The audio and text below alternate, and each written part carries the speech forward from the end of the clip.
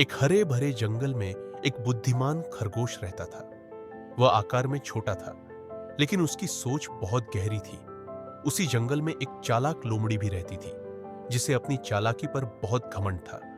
वह कमजोर जानवरों को धोखे से अपना शिकार बनाती थी। एक दिन लोमड़ी की नजर खरगोश पर पड़ी और उसने मन ही मन सोचा, यह तो आसान शिकार है।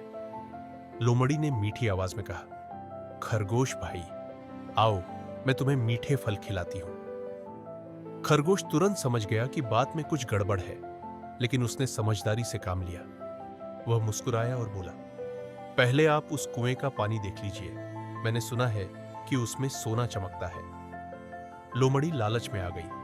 वह कुएं के पास गई और अंदर झांका। पानी में अपना ही प्रतिबिंब देखकर उसे लगा कि सच में कोई दूसरी लोमड़ी है। गुस्से में आगे बढ़ी और कुएं में गिर गई। खरगोश ने तुरंत कौए को खबर दी। कौए ने बाकी जानवरों को बुला लिया। सबने मिलकर लोमड़ी को कुएं से बाहर निकाला। लोमड़ी शर्मिंदा होकर बोली, मैंने अपनी चालाकी पर घमंड किया, आज बुद्धि के सामने हार गई। उस दिन के बाद लोमड़ी ने किसी को धोखा नहीं दिया और जंगल में शांति कायम हो गई। सीख, बुद्धि हमेशा ताकत और चालाकी से बेहतर होती है। घमंड का अंत अपमान होता है।